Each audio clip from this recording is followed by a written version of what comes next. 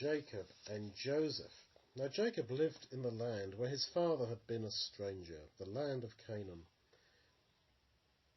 His son Joseph every day fed his flocks with the brothers, the sons of his father's wives.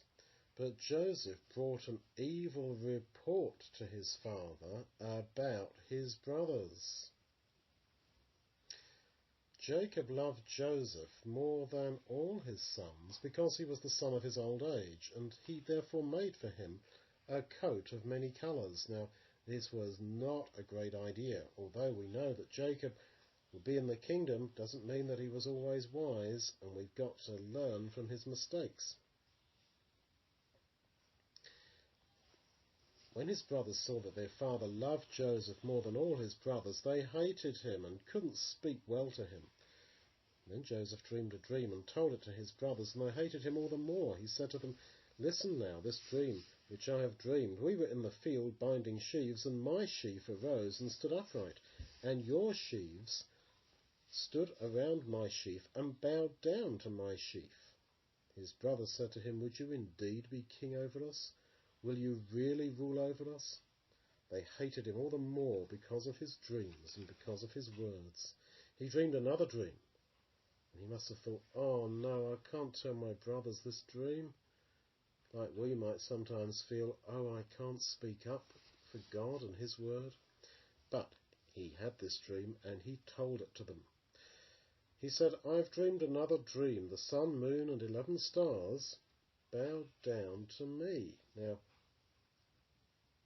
Jacob had altogether 12 sons, and so Joseph sees in his dream 11 stars bowing down to him. So the 11 stars were his 11 brothers, and the sun and the moon they would have understood as his mummy and daddy.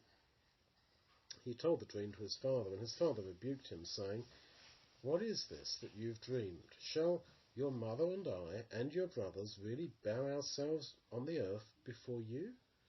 His brothers were jealous of him, but his father thought about the dream. Now his brothers went to feed their father's flock in Shechem, and Jacob asked Joseph, "Your brothers are feeding the flock in Shechem. Please, can I send you to them?" "Here I am," said Joseph. He must have thought, "Uh-oh, if I go and I'm with my brothers far away from my daddy, I hope I'm going to be safe." "Go then," said Jacob, "and see whether all is well with your brothers and the flocks, and bring me word again." So he sent Joseph out of the valley of Hebron, and Joseph arrived at Shechem. He was wandering in the field when a man found him and asked him, "What are you looking for?" "I am searching for my brothers," he said. "Can you tell me where they are feeding their flocks?" "They have gone on from here," the man replied. "I heard them say, 'Let us go to Dothan.'" So Joseph went after his brothers and found them in Dothan.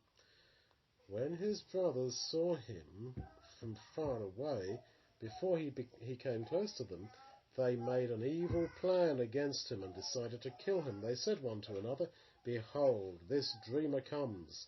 Come, let's kill him and throw him into a pit, and we'll just say that some wild animal has eaten him. Then we'll see what will happen to his dreams." Reuben heard this, and he said, "Let us not kill him and shed his blood. Instead, throw him into this pit in the wilderness, but don't lay hands on him." Reuben planned to save Joseph and to later on deliver him back safe to his father. So it happened that when Joseph came to his brothers, they grabbed him, stripped him from his coat of many colours, and they threw him into the pit, which was empty without any water in it. So he could have died just from not having enough water. Then they sat down to eat their food, probably the nice things he'd brought to them from their loving daddy Jacob. Then they noticed a caravan of Ishmaelites. That's a big chain of camels carrying lots of goods. They noticed a caravan of Ishmaelites coming from Gilead, with their camels loaded with spices, balm, and myrrh, which they were carrying to Egypt. Judah then said to his brothers, "What is the point in killing our brother and hiding his blood? Let's sell him to the Ishmaelites. Let's not touch him ourselves, because he is our brother." And the brothers were pleased with that idea. They lifted Joseph out of the pit and for 20 pieces of silver they sold him as a slave to the Ishmaelites. And the merchants took Joseph far, far away to Egypt. He must have been like pleading with them, saying, no, please don't do this to something. Yeah, because he's a bit, please keep this, please, and don't show it to your brothers. And they didn't listen to him. When Reuben returned to the pit, Joseph was no longer in the pit, so he tore his clothes in grief and said to his brothers, the child is not, and what shall I do? The brothers took Joseph's coat of many colours, killed a young goat, dipped the coat of many colours in the blood of the goat. Then they brought the coat of many colours to their father, saying, we found this. Is this your son's coat? Jacob recognized it and said, it is my coat. Surely a wild animal has eaten him, and he's been torn into pieces.